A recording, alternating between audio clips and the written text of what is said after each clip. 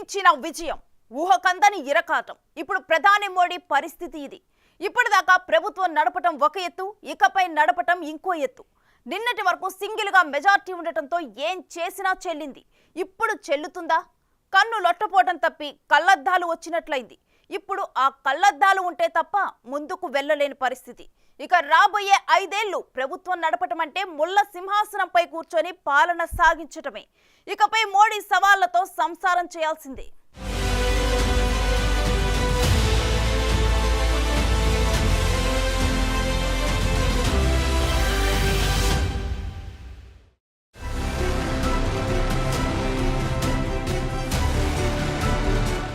విజయం వరించిన తప్పని తలనొప్పి,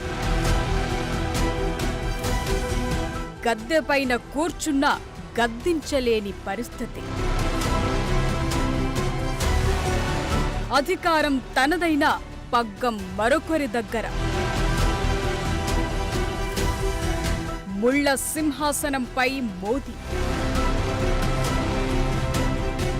5 ఏళ్లు భరించాల్సిన ఒత్తిడి. ముచ్చటగా 3వ మోదీ ప్రధాని పీఠమెక్కుతున్నారు. ఈ గెలుపు అందరూ ఊహించింది. అయితే ఒక గెలుపు భారత రాజకీయాలను ఇంత పెద్ద మలుపు తిప్పుతాయని మాత్రం ఎవ్వరూ ఊహించలేదు. గత దశాబ్ద కాలంగా మోదీ ఒక తిరుగులేని నేత. ఎలాంటి అడ్డు లేకుండా ఏకపక్ష నిర్ణయాలు నిశ్చింతగా తీసుకునేవారు. బక్కపలచని బలంతో ఉన్న ప్రతిపక్షాన్ని పెద్దగా పట్టించుకునేవారు కాదు. లోక్సభలో నిరంతర చప్పట్ల మధ్య 10 ఏళ్లు పాలన కొనసాగించారు. అధికారమంటే ఇలా ఉండాలన్నట్టు అడుగడుగునా నీరాజనాలు. 2 పర్యాయాలు ప్రజలిచ్చిన క్లియర్ మెజార్టీతో కీలకమైన నిర్ణయాలను కూడా అవలీలగా తీసుకున్నారు. ప్రపంచ వేదికలపై మోదీ పవర్ ఏంటో చూపించారు. అయితే ఇప్పుడు కథ అడ్డం తిరిగింది. సింగిల్ మెజార్టీ నుండి సంకీర్ణ ప్రభుత్వానికి పడిపోయింది.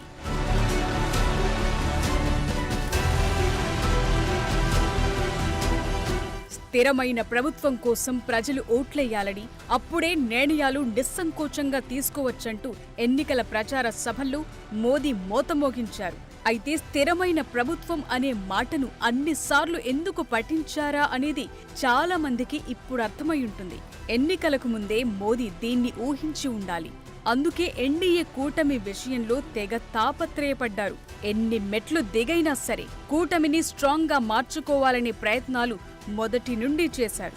ఒకప్పుడు తీవ్రంగా విమర్శించిన వారితోనే పొత్తులు చేసుకుని ఎన్నికల పోరాటంలోకి దిగారు. అనుకున్నట్లే ఇప్పుడు ఈ పొత్తులే ఏరు దాటించాయి. క్లియర్ మ్యాండేటరీ రాకపోయినా గద్దెనెక్కించాయి. ఇప్పుడు ఈ కూటమి నేతలను తక్కువ అంచనా వేయకూడదని కూడా మోదీకి తెలుసు. ఇటు ఏపీ నుండి టీడీపీ అధినేత చంద్రబాబు నాయుడు, అటు బీహార్ నుండి జేడీయూ అగ్రనేత నితీష్ కుమార్ ఇద్దరూ రాజకీయాల్లో ఉద్దండులు, సుదీర్ఘ అనుభవమున్న చాణక్యులు, అంతకు మించి కరుడుగట్టిన రాజకీయ నేతలు. ఈ క్వాలిఫికేషన్స్ ఇప్పుడు మోదీ ముందు చాలా సవాళ్లనుంచాయి.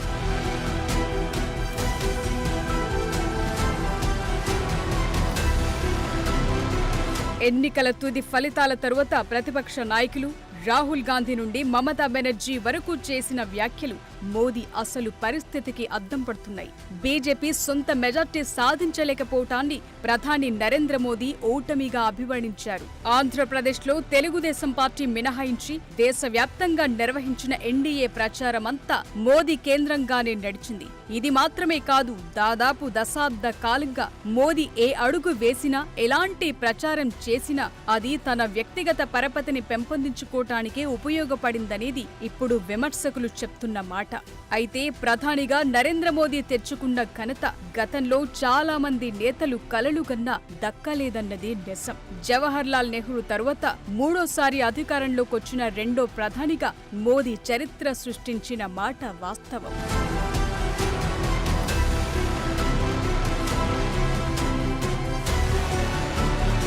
పార్టీ ప్రజాదరణ ఇప్పటికీ మోదీపైనే కేంద్రీకృతమైంది. మోదీ బీజేపీ పార్టీ కంటే 2 ప్రజాదరణ పొందిన నేత. దేశవ్యాప్తంగా పార్టీకున్న ఓట్లలో 1/3 సాధించిన నాయకుడు. అయితే మోదీ భవిష్యత్తును పరిశీలిస్తే ఇప్పుడు ఆయనకు 73 ఏళ్లు. రాజకీయ వారసుడు కూడా లేడు. ఇక ఇప్పుడొచ్చిన ఎన్నికల ఫలితాలను పరిశీలిస్తే ఇదే మోదీకి చివరి జాతీయ ఎన్నికలనే అభిప్రాయాలొస్తున్నాయి.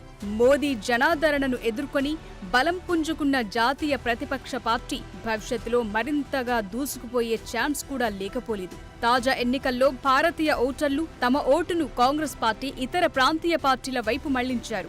ముఖ్యంగా ఉత్తర, పశ్చిమ ప్రాంతాల్లో, ప్రత్యేకంగా ఉత్తరప్రదేశ్, మహారాష్ట్రాల్లో ఉన్న సాంప్రదాయ సీట్లను బీజేపీ కోల్పోయింది. ప్రత్యామ్నాయంగా ఒడిశాను చేజిక్కించుకోవటమే కాస్త ఊరటనిచ్చింది. అయినప్పటికీ పూర్తి మెజార్టీ అందుకోలేకపోయారు. ఇకిప్పుడు ఎన్డీఏ నేతృత్వంలోని మోదీ సంకీర్ణ ప్రభుత్వం ముందు అనేక సవాళ్లు మాత్రం రెడీగా ఉన్నాయి.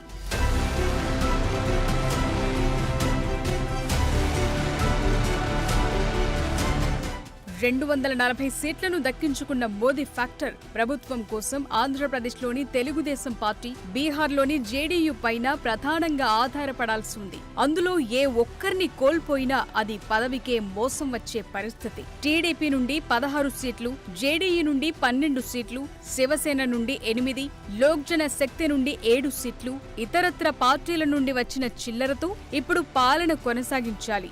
వీరిలో ముఖ్యంగా టీడీపీ, జేడీయూకి పెద్దపీట వేయాల్సిందే. కేబినెట్ పదవుల నుండి రాబోయే 5 ఏళ్లలో తీసుకునే అన్ని నిర్ణయాల విషయంలో సంకీర్ణంలోని స్నేహితుల అభిప్రాయాలకు కూడా విలువ ఇవ్వాల్సిందే. ఇప్పటి వరకు పాలసీ విధానం ఎలా ఉన్నా ఇకపై తీసుకునే పాలసీలు బీజేపీ హిందుత్వ జాతీయవాద పోకడలను గతంలో కొనసాగించినంత తీవ్రంగా అమలు చేయలేని పరిస్థితి ఉంటుంది. ఈ వాతావరణంలో మోదీ పాలన కత్తి మీద సాముల 2 పడవలపైన ప్రయాణంలా కొనసాగుతుందని నిపుణులు అభిప్రాయపడుతున్నారు.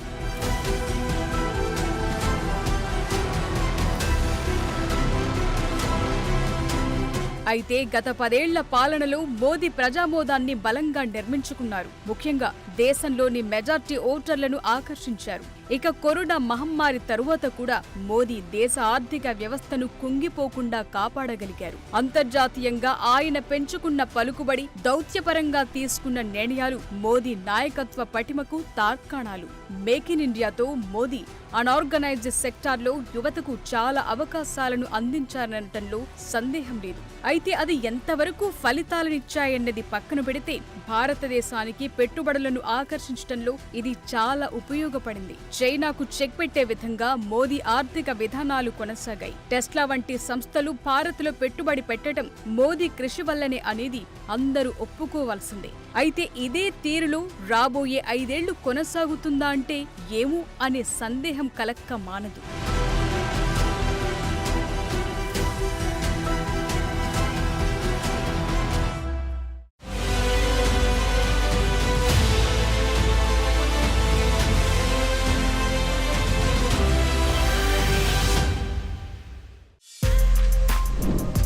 For more videos like this, subscribe Big TV channel.